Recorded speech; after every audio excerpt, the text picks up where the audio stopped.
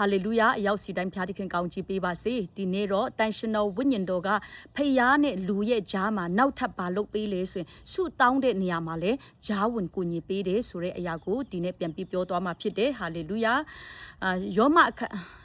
ယောမဩဝါဒစာအခန်းကြီး၈အငယ်26ကနေ29မှာကျမတို့ကြည့်ရအောင်နော်ထိုမှတပါငါတို့မတတ်နိုင်တော့အရာမှာဝိညာဉ်တော်ဒီမဆတော်မူ၏ကျမတို့မတတ်နိုင်တဲ့အရာတွေမှာလည်းဝိညာဉ်တော်ကမဆပေးတယ်ငါတို့ဒီဆုတောင်းတင်သည့်အတိုင်းအဘေစုကိုတောင်းရမည်နီမတိကြတို့အရာတွေငါတို့ဆုတောင်းခြင်းအမှုကိုတဲ့နှုတ်မမွတ်နိုင်တော့ညီးတွားခြင်းအားဖြင့်ဝိညာဉ်တော်ဒီစောင့်မတော်မူ၏တခါတလေကျမတို့ဆုတောင်းတယ်ဘုရားစီမှာနော်ဆုတောင်းတဲ့အခါမှာတန်ရှင်တော်ဝိညာဉ်တော်မရှိရင်နော်ကျမတို့ရဲ့ဆုတောင်းတန်ကိုဖျားနာမမြောင်းပေးတန်ရှင်တော်ဝိညာဉ်တော်ကပဲကျမတို့ရဲ့ဆုတောင်းတန်ကိုခမေးတော်နဲ့ကျမတို့ရဲ့ဂျားမှာအဆက်အသွယ်လုပ်ပေးတာဖြစ်တယ်နော်တခါလေကျမတို့ဘာဆုတောင်းရမှန်းတောင်မသိရင်လည်းဝိညာဉ်တော်ရရှိတဲ့လူကဝိညာဉ်တော်ကဘာဆုတောင်းရမလဲဆိုတာနိုးဆော်ပေးတယ်နော်ဆိုတော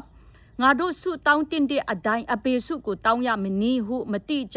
ြတို့အရာတွေငါတို့ဆုတောင်းခြင်းအမှုကိုနှုတ်မမွတ်နိုင်တော့ညီးတွားခြင်းအဖြစ်ဝိညာဉ်တော်သည်စောင့်မတော်မူ၏ကျမတို့တခါလေဘာဆုတောင်းရမှန်းမသိဘူးနော်အစုံတောင်းပြီးဘာတောင်းရမှမသိနဲ့ဝိညာဉ်တော်ကပြန်ပြီးမှမဆပေးတဲ့အရာကိုတွေ့ရတာဖြစ်တယ်စိတ်နှလုံးကိုစစ်တော်မူသောသူဒီလေဝိညာဉ်တော်ဤစိတ်တဘောကိုတည်တော်မူ၏ဟာလေလုယာဝိညာဉ်တော်ကိုစစ်တဲ့အရာစိတ်နှလုံးကိုစစ်တဲ့အရာကဝိညာဉ်တော်လည်းတည်တာဖြစ်တယ်စိတ်နှလုံးကိုစစ်တော်မူသောသူဒီလေဝိညာဉ်တော်ဤစိတ်တဘောကိုတည်တော်မူ၏အကြောင်းမူကားဝိညာဉ်တော်ဒီတန်ရှင်းသူတို့ဤဆုတောင်းခြင်းအမှုကိုဖျားသခင်ရဲ့အလိုတော်နဲ့အညီစောင့်မတယ်ဒီနေ့ကျမတို့ဖျားနဲ့ကျမတို့ဂျားမှာဆုတောင်းတဲ့အခါမှာဝိညာဉ်တော်ရှိဖို့လိုတယ်ဝိညာဉ်တော်ကဂျားမှာဆက်သွယ်ပေးတာဖြစ်တယ်နော်မဆပေးတာဖြစ်တယ်နော်ဆိုတော့အကြောင်းမူကားဝိညာဉ်တော်ဒီတန်ရှင်းသူတို့ရဲ့ဆုတောင်းခြင်းအမှုကိုဘုရားသခင်ရဲ့အလိုတော်နဲ့အညီစောင့်မပေးတယ်ကြည့်ဒါဆိုရင်ကျမတို့ရဲ့ဘာဖို့ကျမတို့ရဲ့အသက်တာဘာဖြစ်ဖို့လိုလဲတန်ရှင်းခြင်းအသက်တာရှိဖို့လိုတယ်တန်ရှင်းခြင်းအသက်တာရှိတဲ့သူရဲ့ဆုတောင်းတန်ကိုပဲတန်ရှင်းတော်ဝိညာဉ်တော်ကဘုရားသခင်ရဲ့အလိုတော်နဲ့အညီကျမတို့ပြန်ပြီးစောင့်မပေးတာဖြစ်တယ်ဒါကြောင့်ဒီနေ့ကျမတို့ဆုတောင်းတယ်ဆိုရင်လည်းဆုတောင်းတိုင်း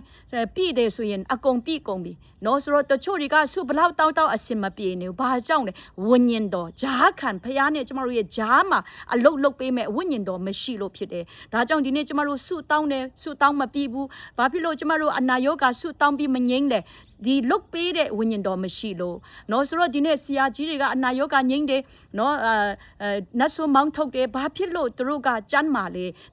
ေလုတ်ပေးတဲ့တန်ရှင်တော်ဝိညာဉ်တော်ယုံကြည်လက်ခံထားလို့ဒီနေ့ကျမတို့ခရိယန်ဖြစ်တယ်ယုံကြည်သူဖြစ်တယ်တန်ရှင်တော်ဝိညာဉ်တော်မရှိဘူးဆိုရင်ကျမတို့ရဲ့ဆုတောင်းချက်လည်းမပြည့်နိုင်ပါဘူးနော်ဘာကြောင့်လဲဘာလိုအပ်နေလဲကျမတို့ဖျားနဲ့ကျမတို့ရဲ့ဂျားမှာကျမတို့ရဲ့ဆုတောင်းချက်ကိုကိုညီပေးမဲ့တန်ရှင်တော်ဝိညာဉ်တော်လိုနေလို့ဖြစ်တယ်ဒါကြောင့်ဒီနေ့ကျမတို့ဆုတောင်းတာမပြည့်ဘူးဆိုရင်ကျမတို့လိုအပ်နေတာကတန်ရှင်တော်ဝိညာဉ်တော်ဖြစ်တယ်ဒါကြောင့်မလို့တချို့တွေကတန်ရှင်တော်ဝိညာဉ်တော်ခေါ်ဖိတ်ဆရာမလိုဘူးဆိုပြီးပြောတဲ့လူလည်းရှိတယ်တင်ခေါ်ဖိတ်မခေါ်ဖိတ်ပဲနဲ့ဘာဖြစ်လဲမခေါ်ဖိတ်မဲ့တင်ဆုတောင်းရင်ပြီ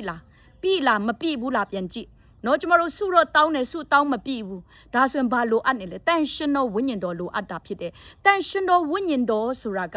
ဖျားစေလွတ်လိုက်တယ်ကောင်းကင်ကနေယေရှုကကောင်းကင်နိုင်ငံကိုတက်သွားပြီးမှဝိညာဉ်တော်ကိုစောင့်ပြီးမှဝိညာဉ်တော်ခံယူပြီးမှပဲဧဝံဂေလိတွားလို့ပြောတယ်ဒါပေမဲ့တချို့ကစောင့်လားမစောင့်ဘူးဒါကြောင့်ဒီနေ့ယုံကြည်သူတွေတချို့ကခေါ်ဖိတ်လည်းမခေါ်ဖိတ်ဘူးစောင့်လည်းမစောင့်ဘူးဂယုလည်းမဆိုင်ဘူးတုံးလည်းမတုံးအဲ့တော့ကျမတို့ယေရှုတောင်းတန်ကဝိညာဉ်တော်ဖျားနဲ့ကျမတို့ရဲ့ဂျားမှာအလုပ်မလုပ်ပြီးတော့ဘူးဒါကြောင့်မလို့ဒီနေ့တန်ရှင်တော်ဝိညာဉ်တော်နဲ့ကျမတို့ရရှိတဲ့အခါမှာကျမတို့ရဲ့ဆုတောင်းချက်လည်းဝိညာဉ်တော်အားဖြစ်ပဲကျမတို့ကိုဖျားနဲ့ကျမတို့ရဲ့ဂျားကိုသူကအလုတ်လုတ်ပေးတာဖြစ်တယ်။နော်စောင့်မပေးတာဖြစ်တယ်။ဒါပေမဲ့ဒီဆုတောင်းချက်ကလည်းဘု து ရဲ့ဆုတောင်းချက်ကိုသူကအလုတ်လုတ်ပေးလဲဆိုရင်တန်ရှင်းသူတို့လို့ပြောတာဖြစ်တယ်။ဒါကြောင့်ဒီနေ့ကျမတို့ကတန်ရှင်းချင်းရှိဖို့လိုတယ်။ဒီတန်ရှင်းချင်းကလည်းတန်ရှင်းတော်ဝိညာဉ်တော်မရှိမရပါဘူး။တန်ရှင်းတော်ဝိညာဉ်တော်ကပဲကျမတို့ကိုတစ်ခုပြီးတစ်ခုပြုပြင်ပေးသွားတယ်ဆိုတဲ့အရာကိုနားလေစေခြင်းနဲ့ဟာလေလုယာ။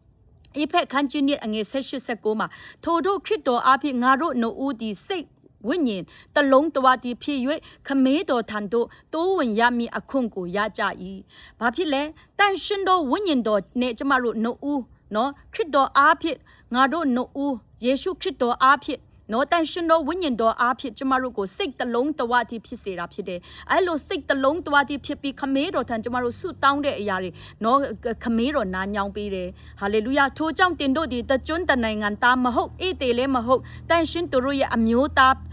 ချင်းဖြစ်ကြ၏ဖျားတခင်အိမ်တော်သားလည်းဖြစ်ကြ၏ဟာလေလုယာဒီနေ့ဖျားသားဖြစ်ဖို့ဆိုတာနော်ကျမတို့တန်ရှင်တော်ဝိညာဉ်တော်နဲ့ဒုတိယမွေးခြင်းမရှိမရပါဘူးနော်ဒီနေ့တန်ရှင်ချင်းအသက်တာဆုတောင်းတဲ့လူတွေကိုဖျားကနားညောင်းပေးတယ်ဟာလေလုယာဒီမှာနော်တန်ရှင်သူတို့ရဲ့ဆုတောင်းခြင်းအမှုကိုဘုရားသခင်အလိုတော်နဲ့အညီစောင့်မပေးတယ်ဟာလေလုယာတန်ရှင်တော်ဝိညာဉ်တော်ကတောင်းတိုင်းအလုပ်မလုပ်ပေးဘူးနော်ဆုတောင်းတိုင်းမလုပ်ပေးဘူးတန်ရှင်သူတို့ရဲ့ဆုတောင်းတန်ကျမတို့တန်ရှင်ချင်းရဲ့ဆုတောင်းတန်ကိုပဲဖခင်ကနာညောင်ပေးတာဖြစ်တယ်။တန်ရှင်တော်ဝိညာဉ်တော်လည်းဂျားမှာအလုပ်လုပ်ပေးတာဖြစ်တယ်။တခါကျမကအမြဲတမ်းပြောပြီးသား။ဒါကလေကျမဆုလေတော်လုံးအရန်မတောင်းဘူး။စိတ်ထဲမှာပဲရှိတဲ့အရာဝိညာဉ်တော်ကတည်တယ်။ဖခင်လည်းတည်တယ်။ချစ်ချင်းအလုပ်လုပ်ပေးတယ်။ကျမဘာလို့အပ်နေလဲချစ်ချင်းပေးတယ်။နော်အဲ့ဒါဘာလဲဆိုရင်ကျမတို့က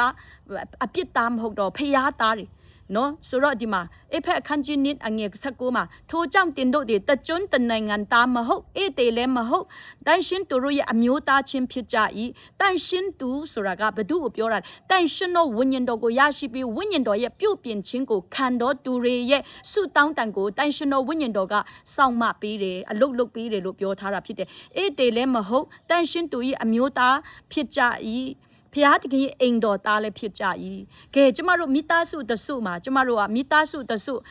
နော်မိဘနှစ်ပါးရဲ့မာလာမွေးဖွားပြီးအိမ်လောကမှာမိသားစုနေရင်အဲ့မိသားစုရဲ့ကောင်းကြီးတွေမခံစားရဘူးလားခံစားရတယ်အစားတောက်စားရတယ်ဝိရတယ်နော်မိဘတွေရဲ့ကြွယ်ဝချမ်းသာခြင်းတာသမီးတွေမခံရဘူးလားခံရတယ်ဒီလိုပဲဒီနေ့ကျမတို့ကနော်အပြစ်သားကနေဖျားသားဖြစ်သွားကောင်းကင်သားတွေဖြစ်သွားတယ်ဖျားရဲ့ဘာဖြစ်လဲဖျားတခင်ရဲ့အိမ်တော်သားတွေဖြစ်သွားတယ်ဒါဆိုရင်ကျမတို့ဘာလို့အပ်လဲဖျားမသိဘူးလားသိတယ်နော်ဒါကြောင့်မလို့ဒီနေ့ကျမတို့ကဖျားရဲ့အိမ်တော်သားတွေဖြစ်တယ်ဆိုတာလေကျမတို့ကခံယူဖို့လိုတယ်အဲ့ဒါခံယူရဖို့ကလည်းဘယ်လိုလိုအပ်လဲဆိုဒုတိယမွေးခြင်းလိုအပ်တယ်အဲ့ဒုတိယမွေးခြင်းတန်ရှင်တော်ဝိညာဉ်တော်နဲ့ပြုပြင်ခြင်းတန်ရှင်တော်ဝိညာဉ်တော်နဲ့ကြီးထွားခြင်းအဲ့တော့ကျမတို့ကဘာဖြစ်လဲတန်ရှင်တော်သူတွေဖြစ်သွားတယ်တန်ရှင်တော်သူတွေရဲ့ဆုတောင်းတန်ကိုပဲတန်ရှင်တော်ဝိညာဉ်တော်ကအလုဖျားတခင်ရဲ့အလိုတော်အတိုင်းအလုလုပ်ပေးတယ်ဒါကြောင့်ဒီနေ့ကျမတို့ဆုတောင်းတဲ့အခါမှာမပြည့်စုံဘူးဆုတောင်းတဲ့ဟာမရဘူးဆိုရင်ကျမတို့ကိုပြုပြင်ဖို့ဖြစ်ကျမတို့ကိုယ်တိုင်တန်ရှင်တော်ဝိညာဉ်တော်နဲ့ဒုတိယမွေးခြင်းအဲ့တန်ရှင်တော်ဝိညာဉ်တော်ရှိတဲ့အခါမှာမှဒီဝိညာဉ်တော်ကကျမတို့ဆုတောင်းတဲ့ဖျားနဲ့ကျမတို့ရဲ့ဂျားမှာအလုတ်လုတ်ပေးတဲ့ဖျားဖြစ်တယ်ဆိုတာကိုဒီနေ့နားလေးစေခြင်းနဲ့အရောက်စီတိုင်းဖျားသခင်ကောင်းကြီးပေးပါစေဟာလေလုယာအာမင်